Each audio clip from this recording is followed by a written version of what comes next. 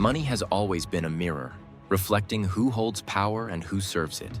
For centuries, that mirror showed a narrow circle of kings, bankers, and bureaucrats. Those who wrote the rules, printed the currency, and dictated who would prosper and who would remain dependent. In the Renaissance, gold financed cathedrals and conquest alike. Wealth concentrated in palaces while laborers traded sweat for crumbs. In the Industrial Age, the same story wore a new suit. A handful of financiers built empires of steel while the working class built their fortunes for someone else. And by the 20th century, central banks became the new monarchs, invisible sovereigns pulling levers behind polished doors. But cracks began to appear. When trust in those institutions faltered after the 2008 collapse, something ancient stirred. The timeless human urge to reclaim agency. Out of the rubble rose a whisper. What if value didn't have to flow through permission? What if money could belong to everyone? That whisper became Bitcoin. Bitcoin is not just a network. It is a declaration, a rebellion written in mathematics, a system that refuses to bow to decrees or signatures, a protest against manipulation dressed as policy. It is the silent heir to every revolution that sought to put truth back in the hands of people. From the printing press that broke the church's monopoly on knowledge to the open source movement that broke corporate monopolies on information. For centuries, central banks played gods of value.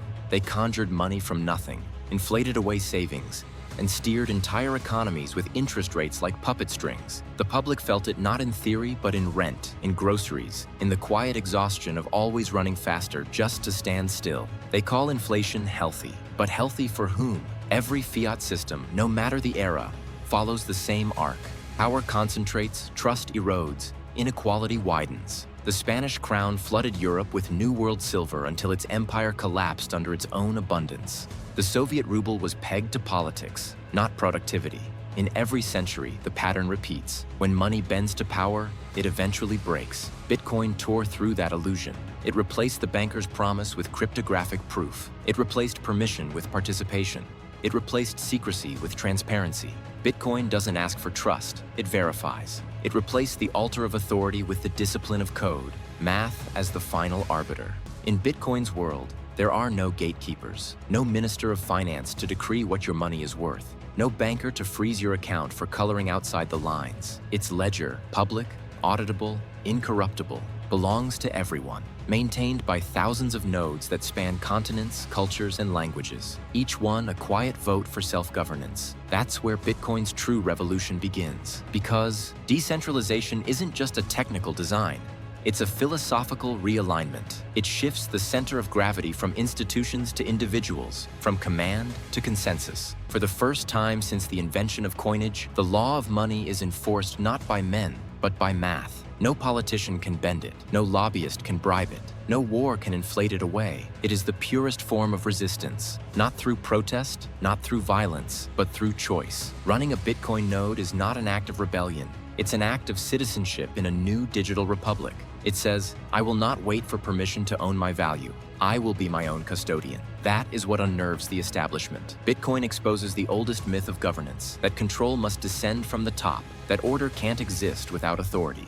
Yet here is a system where millions of strangers, guided only by shared rules of code, maintain a monetary network that outlasts presidents and parliaments. Every transaction is a signature of defiance. Every block mined is a testament to fairness. Every Satoshi cent is a whisper that the people no longer need intermediaries to transact in truth.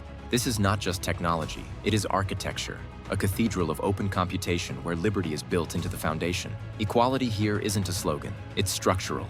Everyone plays by the same rules. No privileged accounts, no secret ledgers. Wealth is no longer defined by access to the printer, but by participation, by proof of work, by contribution to the network's integrity. Bitcoin is the digital echo of Enlightenment ideals, the belief that reason, transparency, and voluntary cooperation can replace kings, priests, and central planners. It is a sanctuary for autonomy in an age of surveillance. Still, the skeptics ask, why decentralization?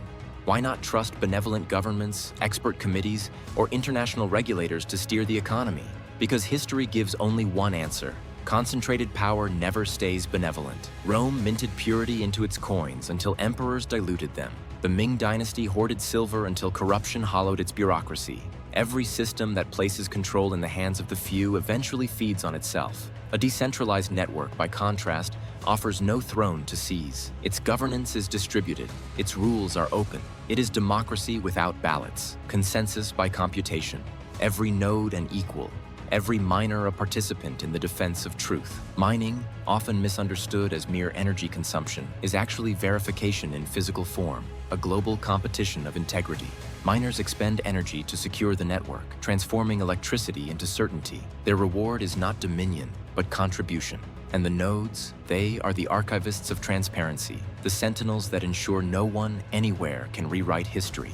This is democracy not of voters, but of verifiers. When you connect a node, you join a global chorus of independence. When you hold your private keys, you hold your voice in the network. This is the great inversion, the migration of power from paper to protocol, from decree to code.